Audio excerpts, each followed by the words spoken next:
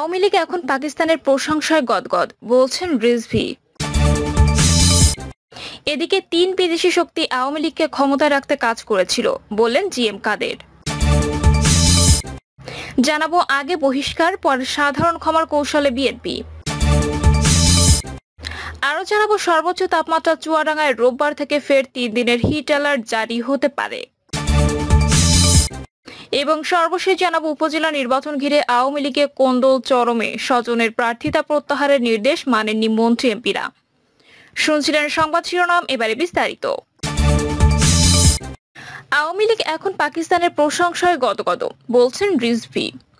আওয়ামী লীগের সাধারণ সম্পাদক ওবায়দুল কাদের দ্বিচারিতা নীতি অবলম্বন করেছেন বলে মন্তব্য করেছেন বিএনপি জ্যেষ্ঠ যুগ্ম মহাসচিব রুহুল কবির রিজভী। তিনি বলেন, ওবায়দুল কাদের মুখে মুখে পাকিস্তানের বিরোধিতা করেন। কয়েকদিন আগে তাদের উন্নয়ন নিয়ে পাকিস্তান কথা বলায় কাদের সাহেব বলেছেন, পাকিস্তান তাদের উন্নয়ন দেখলেও বিএনপি দেখে না।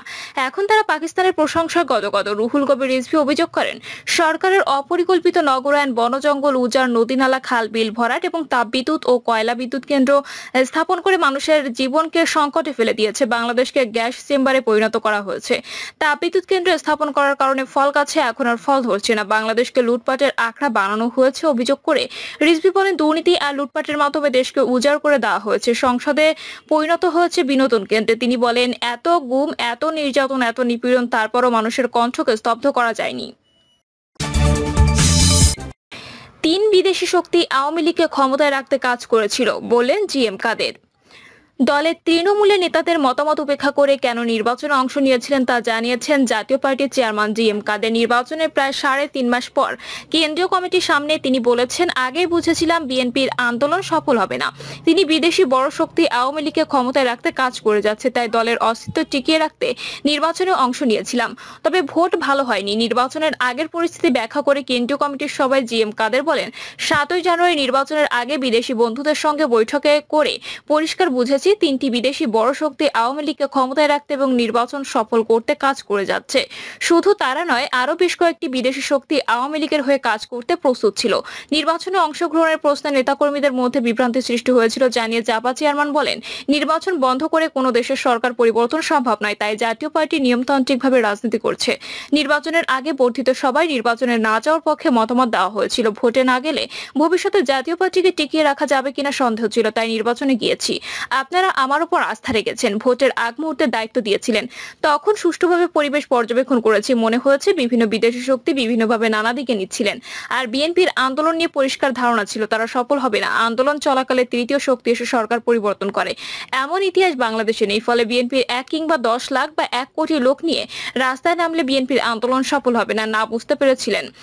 বিরোধী দলীয় নেতা বলেন, বিএনপি ও জামায়াত আন্দোলনে পরাস্ত হয়ে জাতীয় পার্টিকে দোষ দিচ্ছে, তবে এটা ঠিক, নির্বাচন ভালো হয়নি। সরকার জাতীয় পার্টিকে গৃহপালিত দল হিসেবে দেখতে চায়, যা কখনো সম্ভব না। জাতীয় পার্টিও কখনোই অনুগত বিরোধী দল ছিল না এবং জাতীয় পার্টি গৃহপালিত বিরোধী দল হতে রাজি না। ৭ই জানুয়ারি নির্বাচনে মাত্র ১১ আসন পেয়েছে জাপা। দলটি আনুষ্ঠানিকভাবে ভেঙেছে। রওশন এরশাদের নেতৃত্বে আরেকটি জাতীয় পার্টি গঠিত হয়েছে।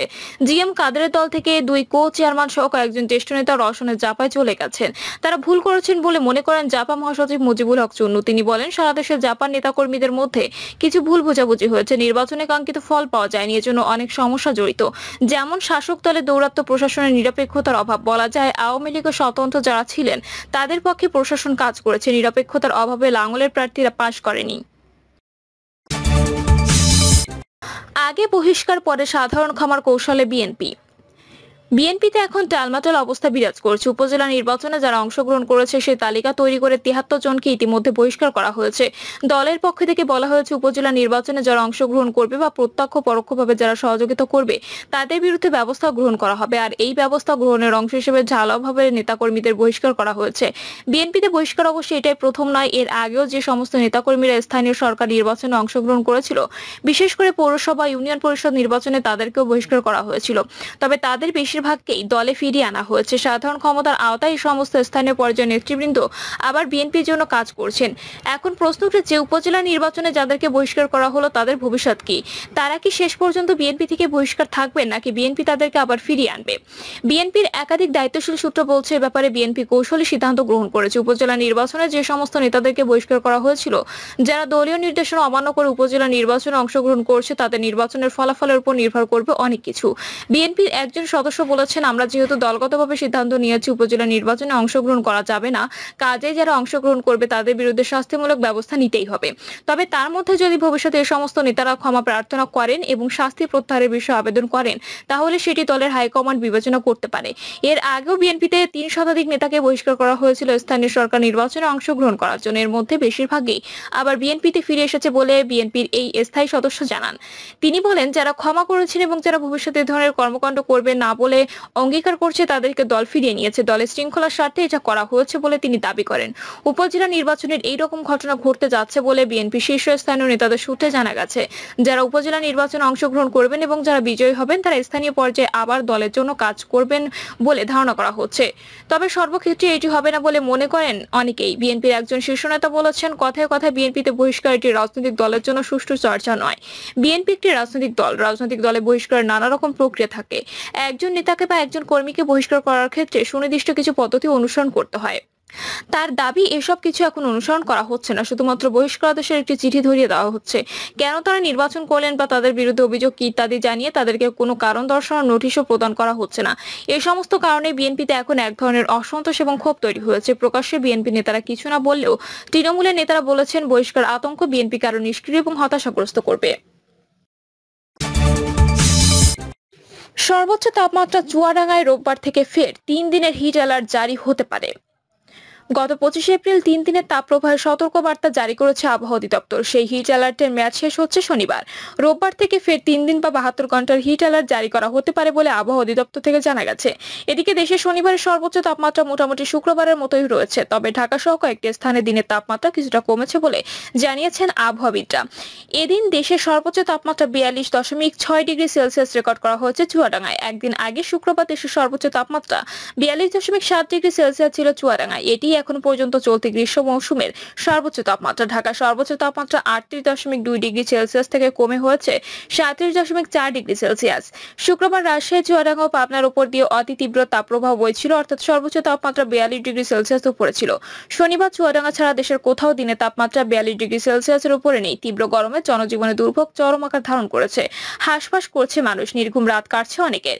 তাপমাত্রা সামান্য কমলেও তা দুর্ভোগ পরিস্থিতিতে কোনো প্রভাব ফেলতে পারেনি, স্বস্তি ফেরেনি জনজীবনে।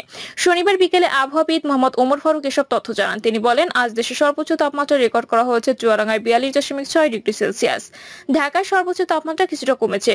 ঢাকার সর্বোচ্চ তাপমাত্রা ছিল 37.4 ডিগ্রি সেলসিয়াস। শনিবার সর্বোচ্চ তাপমাত্রা রাজশাহীতে 41.5, পাবনার ঈশ্বরদীতে 41.5, সিরাজগঞ্জের বাঘাবাড়িতে 40.4, যশোরে 41.6, কুষ্টিয়ার কুমারখালীতে 40.8 ডিগ্রি সেলসিয়াস রেকর্ড করা হয়েছে বলেও জানান ওমর ফারুক। তিনি বলেন, আপাতত দেশের উত্তর পূর্বাঞ্চল অর্থাৎ সিলেট অঞ্চলে বৃষ্টি থাকবে।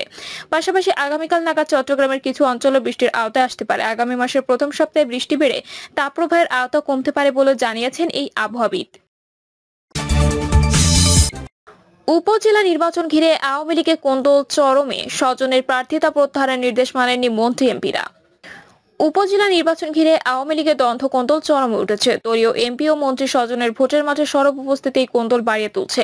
এলাকায় প্রভাব বিস্তার ও নেতৃত্ব ধরে রাখতে দলের স্থানীয় নেতারা স্বজন এবং ঘনিষ্ঠদের প্রার্থী করেছেন। এদিকে এমপি মন্ত্রীদের স্বজনের প্রার্থিতা প্রত্যাহারে আওয়ামী লীগ সভাপতি প্রধানমন্ত্রী শেখ হাসিনার কঠোর নির্দেশও মানেননি কেউ। দল থেকে সাংগঠনিক ব্যবস্থা গ্রহণের হুঁশিয়ারিতেও কাজ হয়নি। এই অবস্থায় আগামী 30 এপ্রিল দলের কেন্দ্রীয় কার্যনির্বাহী সংসদের বৈঠকে উদ্ভূত পরিস্থিতি নিয়ে সিদ্ধান্ত হতে পারে। 4 ধাপের 6ষ্ঠ উপজেলা নির্বাচনকে প্রতিদ্বন্দ্বিতাপূর্ণ অংশগ্রহণমূলক করতে আওয়ামী লীগ থেকে কাউকে দলীয় প্রতীক নৌকা না দেওয়ার সিদ্ধান্ত হয় গত 22 জানুয়ারি দলের কেন্দ্রীয় কার্যনির্বাহী সংসদের জরুরি বৈঠকে। বিএনপিবিহীন নির্বাচনে ভোটার উপস্থিতি বাড়াতে এমন সিদ্ধান্ত নেয় ক্ষমতাসীন দলটি। পরে দলীয় কোন্দল এড়াতে উন্মুক্ত এই নির্বাচনে কোনো এমপি মন্ত্রী তার স্বজন কাউকে প্রার্থী ঘোষণা করতে পারবে কিনা কিংবা প্রভাব বিস্তার বা হস্তক্ষেপ করতে পারবে না বলে দলীয় নির্দেশনা জারি হয়। তবে এই নির্দেশনা উপেক্ষা করে প্রথম ধাপের উপজেলা নির্বাচনে দলীয় ও স্বতন্ত্র এমপি মন্ত্রী নেতারা তাদের ছেলে, ভাই, স্ত্রী ও শ্যালক সহ স্বজন এবং ঘনিষ্ঠদের প্রার্থী করে মাঠে নামেন। এতে বিভিন্ন স্থানে নতুন করে কোন্দল তৈরি হয়েছে। তৃণমূলের ত্যাগী নেতা সহ অনুপ্রার্থীদের হুমকি ধমকি দিয়ে ভোটার মাঠ থেকে সরিয়ে দেওয়ার প্রচেষ্টায় পরিস্থিতি আরও অবনতি ঘটে। ডাক, টেলিটক যোগাযোগ ও তথ্য প্রযুক্তি প্রতিমন্ত্রী জুনায়েদ আহমেদ পলকের শ্যালক ও নাটোরের সিংড়া উপজেলা চেয়ারম্যান প্রার্থী অধ্যক্ষ লুৎফুল হাবিব রুবেল এবং তার সহযোগীদের হাতে প্রতিদ্বন্দ্বিতা প্রার্থী দেলোয়ার হোসেনকে অপহরণ ও মারধর করে গুরুতর আহত করার ঘটনা ঘটে। এই অবস্থায় প্রধানমন্ত্রীর নির্দেশে দলের পক্ষ থেকে সব মন্ত্রী এমপি স্বজনের প্রার্থিতা প্রত্যাহারের আহ্বান জানানো হয়। প্রিয় দর্শক, এই ছিল এখনকার সর্বশেষ সংবাদ। আপডেট সব সংবাদ পেতে চ্যানেলটি সাবস্ক্রাইব করে বেল আইকনটি ক্লিক করে রাখুন।